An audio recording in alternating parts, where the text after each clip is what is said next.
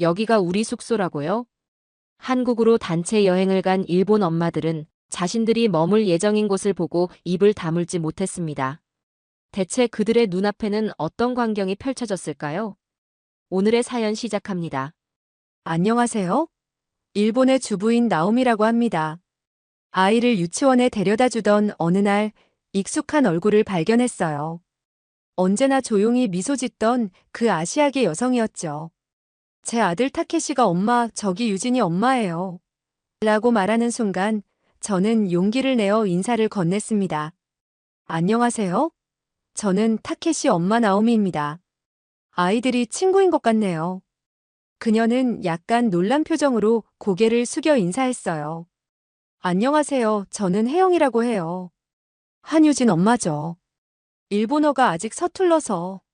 저는 혜영의 긴장한 표정을 보며 따뜻한 미소를 지었습니다. 한국에서 온 지 얼마 안 된 것 같았어요. 우리는 그날부터 매일 아이들을 데려다 주며 인사를 나누었죠. 점차 대화의 폭이 넓어졌고 혜영의 일본어도 조금씩 나아졌어요. 남편 직장 때문에 도쿄로 오게 됐어요. 일본 생활이 쉽지는 않네요. 혜영이 어느 날 솔직하게 털어놓았습니다. 저는 고개를 끄덕였어요. 새로운 나라에서 적응하는 건 힘든 일이죠. 특히 언어가 다르면 더 그렇고요. 우리는 비슷한 나이에 아이도 같은 유치원에 다니다 보니 금세 친해졌습니다. 혜영의 따뜻하고 배려심 깊은 성격이 제 마음을 사로잡았어요. 특히 유진이의 생일 파티 때 대접받은 한국 음식들이 저를 감동시켰죠. 맛있는 음식을 나누며 두 가족은 더욱 가까워졌습니다. 하지만 동네 엄마들 모임에서는 분위기가 달랐어요. 외국인이라 우리와 잘 맞을지 모르겠어. 모임 리더인 사토 씨가 말했습니다. 저는 이런 태도가 불편했어요. 특히 미야모토 씨는 노골적으로 한국인과는 문화가 너무 달라서 라며 혜영을 모임에 초대하는 것을 꺼렸죠. 저는 용기를 내어 말했습니다. 혜영 씨는 정말 좋은 사람이에요. 한번 기회를 줘보는 게 어떨까요? 우리 아이들도 더 다양한 문화를 경험할 수 있을 거예요. 몇몇 엄마들이 제 의견에 동의했고 결국 혜영은 엄마들 모임에 초대받았어요. 처음에는 어색했지만 혜영의 따뜻한 미소와 정성스러운 태도는 점차 다른 엄마들의 마음을 녹였습니다. 특히 가져온 한국 과자들이 아이들에게 인기를 끌면서 엄마들의 시선도 달라지기 시작했어요. 동네 엄마들 모임에서는 혜영이 점점 자리를 잡아가고 있었습니다. 처음에는 거리를 두던 사토씨조차 혜영에게 한국 요리 레시피를 물어보기 시작했어요. 혜영은 항상 겸손하게 별거 아니에요라고 말하면서도 상세히 알려주곤 했죠. 어느 날 모임에서 미야모토 씨가 뜬금없이 제안했어요. 다들 골든위크 계획 있으세요? 우리 다 같이 여행 가면 어떨까요? 순간 모임에 침묵이 흘렀습니다. 아이들을 데리고 가는 단체 여행이라니 쉽지 않은 결정이었죠. 그때 혜영이 조심스럽게 말했어요. 혹시 한국에 관심 있으신가요? 서울 근교에 좋은 숙소가 있는데. 미야모토 씨는 눈썹을 치켜 올렸습니다. 한국이요? 글쎄요. 어떤 곳인데요? 혜영은 휴대폰을 꺼내 사진을 보여주었어요. 우리 가족이 한국에 갈 때마다 머무는 곳인데 아파트 단지 안에 숙박 시설이 있어요. 시설도 좋고 아이들 놀이 공간도 많아서 사진을 본 엄마들의 반응이 달라졌습니다. 넓은 거실과 깔끔한 주방 그리고 단지 내 놀이터와 수영장 사진에 모두 감탄했어요. 와, 생각보다 고급져 보이네요. 가격은 어떻게 돼요? 사토 씨가 관심을 보였습니다. 혜영은 웃으며 말했어요. 제가 회원이라 할인받을 수 있어요. 일본 비즈니스 호텔보다 넓은데 가격은 비슷할 거예요. 모두가 서로 눈빛을 교환했고 그렇게 우리의 한국 여행 계획이 시작됐습니다. 타케시에게 여행 계획을 말했더니 너무 좋아하더군요. 유진이네 나라에 가는 거야? 신난다. 아이의 순수한 반응에 마음이 따뜻해졌습니다. 여행 준비 기간 동안 혜영은 정말 많은 도움을 줬어요. 가야 할 곳, 먹어봐야 할 음식, 심지어 기본적인 한국어 인사말까지 알려주었죠. 모임에서 만날 때마다 한국 여행 이야기로 시간이 가득 찼습니다. 출발 전날 저는 혜영에게 전화했어요. 혜영 씨, 정말 감사해요. 당신 덕분에 좋은 경험을 할 수 있게 됐네요. 혜영은 잠시 말이 없더니 조용히 대답했습니다. 아니에요, 나오미 씨. 오히려 제가 고마워요. 일본에서 이렇게 친구를 만들 수 있어서 행복해요. 그 말에 가슴이 찡했습니다. 혜영이 얼마나 외로웠을지, 그리고 이 여행이 단순한 관광이 아닌 더 깊은 의미가 있음을 느꼈어요. 드디어 출발 당일 나리타 공항에서 우리 7가족이 모였습니다. 아이들은 들떠서 뛰어다녔고 평소에 무뚝뚝하던 엄마들도 여행의 설렘에 웃음꽃을 피웠어요. 무언가 특별한 여행이 될 것 같은 예감이 들었죠. 인천공항에 도착했을 때 우리 모두 긴장이 풀린 듯 했습니다. 혜영이 능숙하게 한국어로 대화하며 우리를 이끄는 모습이 새롭게 보였어요. 평소 조용했던 그녀가 이곳에선 마치 다른 사람처럼 자신감 넘쳤죠. 버스 타고 약 40분 정도 가면 숙소에 도착해요. 혜영이 설명했습니다. 버스에서 창밖을 내다보며 도쿄와는 다른 서울의 풍경에 모두 감탄했어요. 숙소에 도착했을 때 저는 그만 말을 잃고 말았습니다. 아파트라고 했지만 우리가 생각하던 것과는 완전히 달랐어요. 엄청난 규모의 고층 건물들이 단지를 이루고 있었고 단지 입구에는 세련된 분수대와 조경이 있었죠. 여기가 아파트인가요? 사토 씨가 눈을 동그랗게 뜨고 물었습니다. 혜영은 미소를 지었어요. 네, 한국에서는 이런 형태의 아파트가 많아요. 우리 숙소는 이 단지 안에 있는 레지던스예요. 로비에 들어서자 모두가 감탄사를 내뱉었습니다. 마치 고급 호텔 같은 인테리어에 경비원까지 있었죠. 우리가 묵을 방으로 안내받았을 때 미야모토 씨는 입을 다물지 못했어요. 이게 정말 우리가 예약한 가격이 맞아요? 도쿄에선 이 돈으로 이런 곳은 상상도 못할 텐데. 넓은 거실과 주방, 깔끔한 침실 2개가 있는 공간은 우리가 일본에서 살던 아파트보다 훨씬 넓고 편안했습니다. 창문 밖으로 보이는 전망도 훌륭했죠. 짐을 풀고 잠시 쉰 후 혜영이 단지 투어를 제안했어요. 간단히 구경하러 나갈까요? 아이들이 놀 수 있는 공간이 많아요. 단지 내부를 거닐며 저는 점점 더 놀라웠습니다.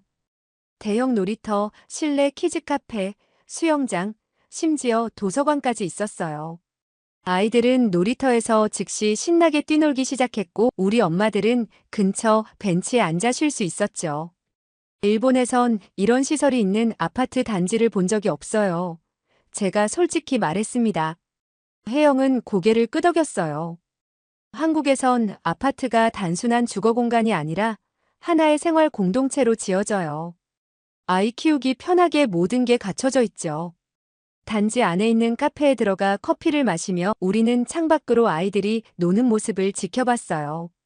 놀랍게도 혜영이 알려준 대로 이곳에선 엄마들이 카페에서 편히 쉬는 동안 아이들이 안전하게 놀 수 있었습니다. 한국 엄마들은 정말 좋은 환경에서 아이를 키우는군요. 미야모토 씨가 진심으로 말했어요. 처음으로 그녀의 목소리에서 부러움이 느껴졌습니다. 그날 저녁 단지 내 한식당에서 식사를 했어요. 혜영이 메뉴를 추천해주고 주문도 도와줬죠. 처음 맛보는 한국 음식들에 아이들도 어른들도 모두 만족했습니다. 숙소로 돌아오는 길에 타케시가 제 손을 잡고 말했어요. 엄마, 여기 정말 좋아. 우리도 이런 곳에 살면 안 돼? 그 순간 문득 생각했습니다.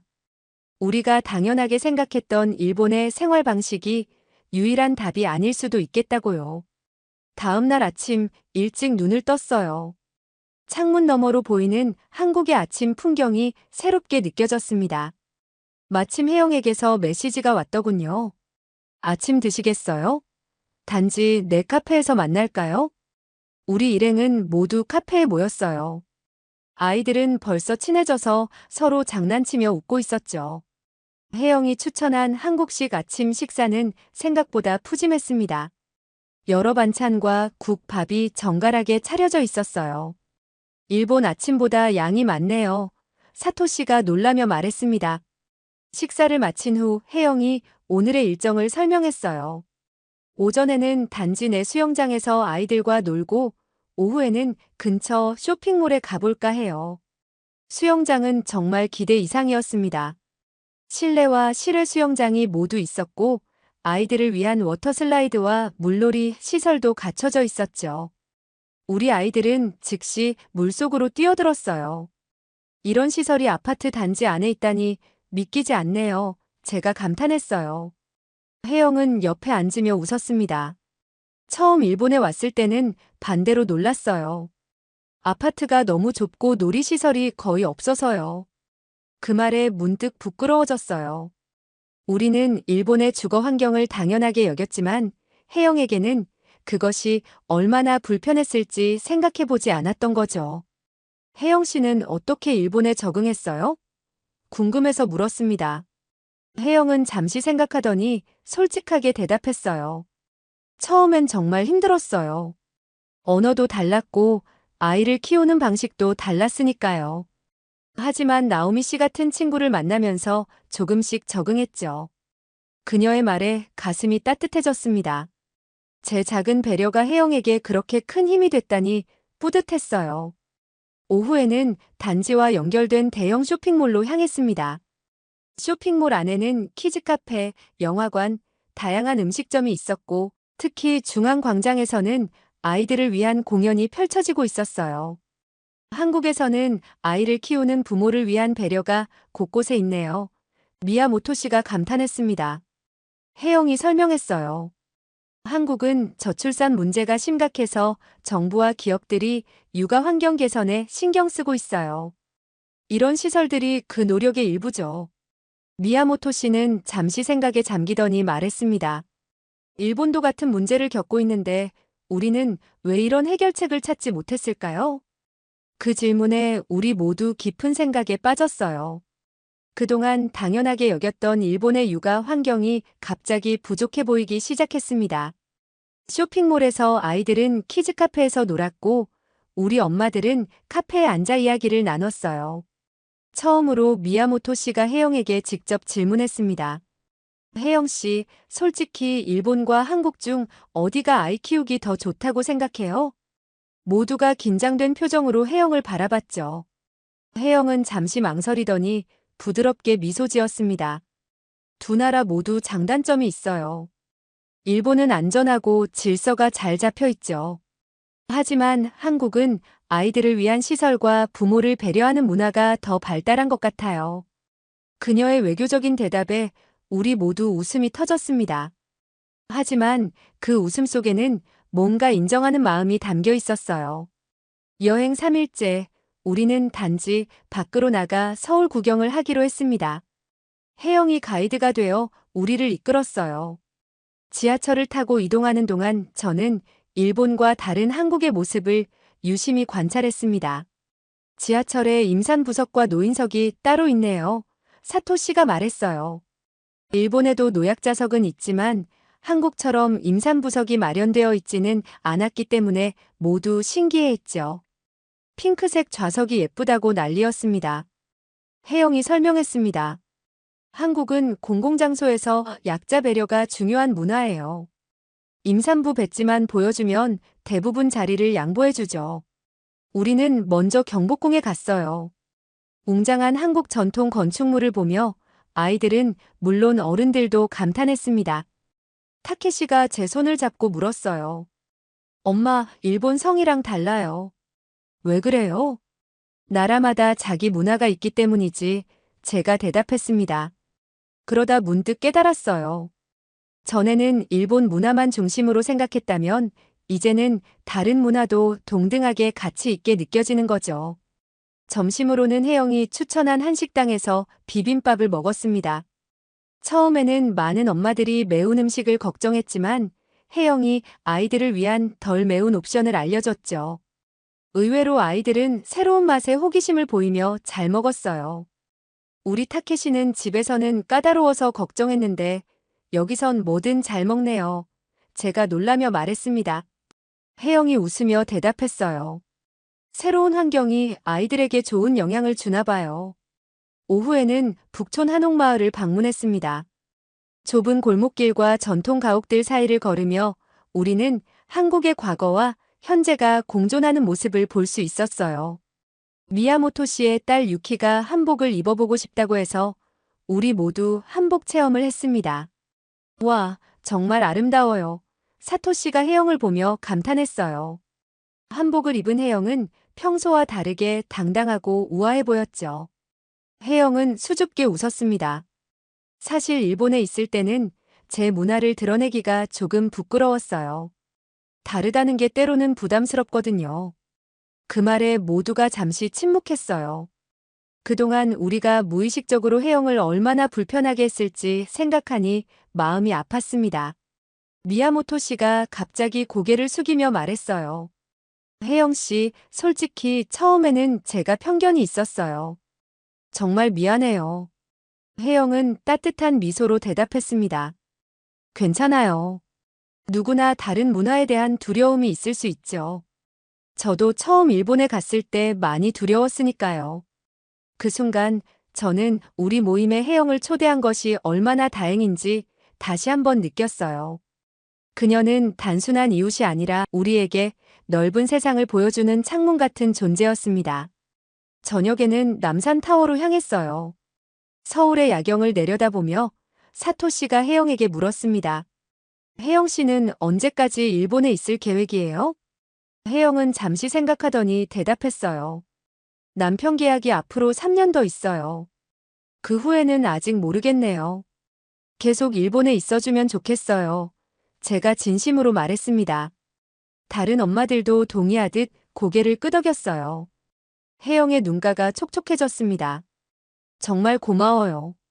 처음엔 일본에서 친구를 만들기가 어려울 줄 알았는데 그날 밤 숙소로 돌아오는 길에 저는 생각했어요. 어쩌면 우리의 삶은 서로 다른 문화가 만나 더 풍요로워질 수 있다는 것을요. 여행 나흘째 우리는 한국의 또 다른 면을 경험하기로 했습니다. 혜영의 제안으로 한강공원으로 향했어요. 도쿄에도 강변공원이 있지만 한강공원은 규모나 시설 면에서 훨씬 더 인상적이었습니다. 한강공원은 서울 사람들의 휴식 공간이에요. 특히 주말이면 가족 단위로 많이 찾죠. 혜영이 설명했어요.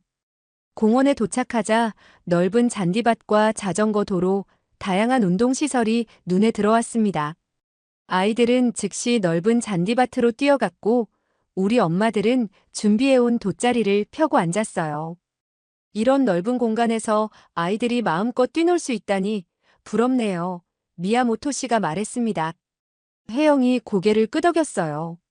한국에서는 공공공간이 정말 잘 활용되고 있어요. 무료 공연도 자주 열리고 다양한 행사도 많죠. 마침 그때 공원 중앙 무대에서 어린이 버스킹 공연이 시작됐습니다. 우리는 아이들을 데리고 공연을 보러 갔어요. 초등학생들이 춤과 노래를 선보이는 모습이 인상적이었습니다. 일본에서는 아이들이 이렇게 자유롭게 표현하는 기회가 적은 것 같아요. 제가 문득 생각을 말했어요. 사토 씨가 동의했습니다. 맞아요.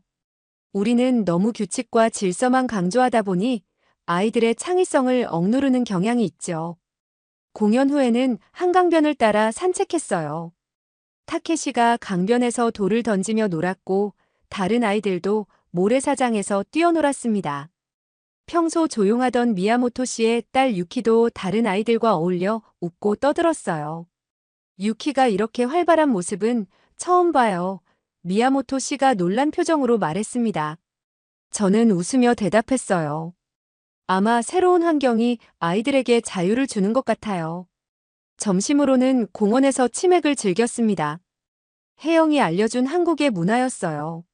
아이들에게는 치킨과 주스를 주문했죠. 야외에서 맛있는 음식을 먹으며 강변의 풍경을 즐기는 시간이 특별하게 느껴졌어요. 한국 사람들은 정말 공공장소에서 편하게 즐기는 방법을 알고 있네요. 사토 씨가 감탄했습니다. 혜영이 설명했어요. 한국에서는 먹고 마시는 것이 사교의 중요한 부분이에요. 함께 음식을 나누는 문화가 강하죠. 저는 문득 일본과 한국의 차이점에 대해 생각했습니다. 일본은 규칙과 절제를 중요시하는 반면 한국은 표현과 공유를 더 강조하는 것 같았어요. 어느 쪽이 더 낫다기보다는 서로 다른 매력이 있다는 생각이 들었습니다. 오후에는 아이들이 자전거를 빌려 타기로 했어요. 공원 내 자전거 대여소에서 쉽게 빌릴 수 있었습니다. 저는 타케시와 함께 2인용 자전거를 탔고 다른 가족들도 각자 자전거를 선택했어요. 한강변을 따라 자전거를 타며 저는 마음이 가벼워지는 느낌이었습니다. 옆에서 타케시가 즐거워하는 모습을 보니 더욱 행복했어요. 문득 일본에서는 이런 경험을 쉽게 할 수 없다는 생각이 들었습니다. 엄마, 우리도 집에 돌아가면 자주 놀러 나가요. 타케시가 외쳤어요. 그래, 우리 동네에도 좋은 공원을 찾아보자. 제가 대답했습니다. 하지만 마음 한편으로는 우리 동네에 이런 넓은 공간이 없다는 것을 알고 있었어요. 자전거를 반납한 후 우리는 다시 모여 앉아 아이스크림을 먹으며 쉬었습니다. 저녁이 다가오자 공원은 더욱 많은 사람들로 북적이기 시작했어요. 일본에 돌아가면 이런 곳이 그리울 것 같아요. 미야모토 씨가 진심 어린 목소리로 말했습니다. 그 말에 모두가 공감했어요. 여행의 마지막 날, 우리는 아파트 단지 내 수영장에서 마지막 물놀이를 즐기기로 했습니다. 아이들은 이미 수영복을 입고 들떠 있었어요. 물놀이를 하는 동안 우리 엄마들은 수영장 옆 카페에 앉아 이번 여행을 되돌아보는 시간을 가졌습니다. 이번 여행은 정말 특별했어요. 제가 먼저 입을 열었어요. 단순한 관광이 아니라 다른 문화를 이해하는 기회였던 것 같아요. 사토시가 고개를 끄덕였습니다. 맞아요. 처음에는 한국에 대해 많은 편견이 있었는데 직접 와보니 생각이 많이 바뀌었네요. 혜영은 부드럽게 미소 지었습니다. 서로 다른 문화를 이해하는 데는 시간이 필요하죠. 저도 처음 일본에 왔을 때 많은 것들이 낯설고 어려웠으니까요. 그래도 혜영 씨는 우리보다 훨씬 용기 있게 새로운 환경에 적응했어요. 제가 말했어요. 우리는 단지 며칠 여행 왔을 뿐인데 혜영 씨는 일본에서 몇 년이나 살고 있잖아요. 그 말에 모두 진지한 표정이 되었습니다. 우리는 잠시 혜영의 상황을 생각해 보았어요. 낯선 나라에서 언어와 문화의 장벽을 넘어 아이를 키우는 일이 얼마나 어려웠을지 비로소 이해할 수 있었습니다. 앞으로는 맨션에서 외국인 가족들을 더 배려해야겠어요. 사토시가 진심 어린 목소리로 말했어요. 그동안 우리만의 방식을 당연하게 여겼던 것 같아요. 혜영의 눈가가 촉촉해졌습니다. 정말 고맙습니다.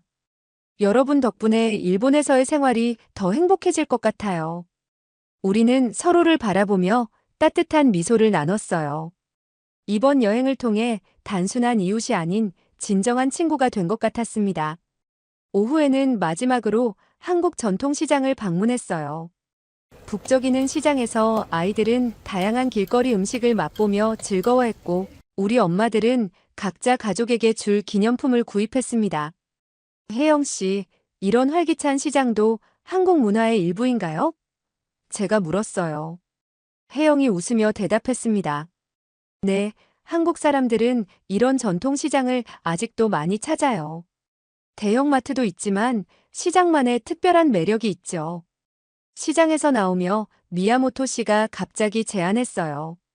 우리 다음 여행은 언제 갈까요? 혹시 내년에도 한국에 오면 어떨까요?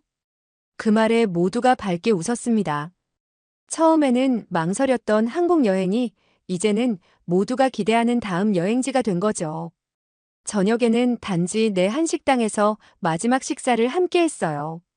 혜영이 추천한 대로 한국식 바비큐를 즐겼습니다. 아이들도 고기를 구워 쌈을 싸먹으며 신나했죠. 일본으로 돌아가면 이런 음식이 그리울 것 같아요. 사토 씨가 말했습니다. 혜영이 웃으며 대답했어요. 걱정 마세요. 도쿄에도 좋은 한식당이 많아요. 다음에는 제가 안내해 드릴게요.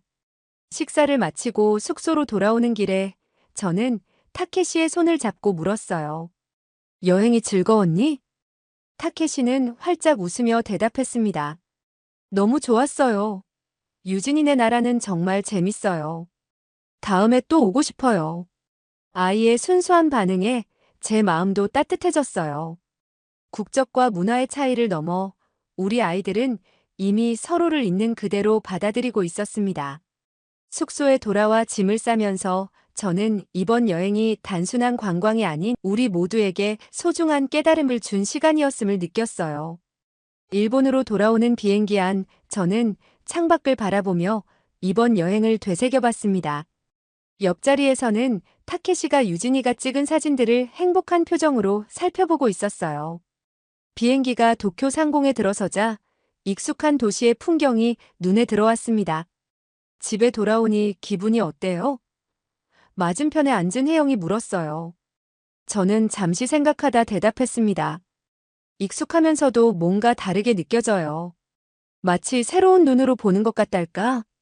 나리타 공항에 도착해 각자의 집으로 돌아가기 전 우리는 작은 모임을 가졌습니다. 사토씨가 제안한 거였죠. 다음 모임은 일주일 후 제 집에서 어떨까요? 한국에서 사온 과자들도 함께 나눠 먹으면서요. 모두가 즐겁게 동의했고 특히 미야모토 씨는 혜영 씨에게 한국 요리도 좀 배우고 싶어요. 라고 말했어요. 예전에는 상상도 못했을 모습이었습니다. 집에 돌아온 후 일상이 다시 시작됐지만 뭔가가 달라졌어요. 아침에 타케시를 유치원에 데려다주며 저는 우리 아파트 단지를 새롭게 바라보게 됐습니다. 놀이터는 좁았고 아이들이 뛰어놀 공간도 부족했어요. 일주일 후 사토시의 집에서 모임이 열렸습니다. 이번에는 우리 맨션의 다른 일본인 엄마들도 몇 명 초대됐어요. 처음에는 어색한 분위기였지만 혜영이 한국에서 가져온 사진들을 보여주자 모두 관심을 보였습니다.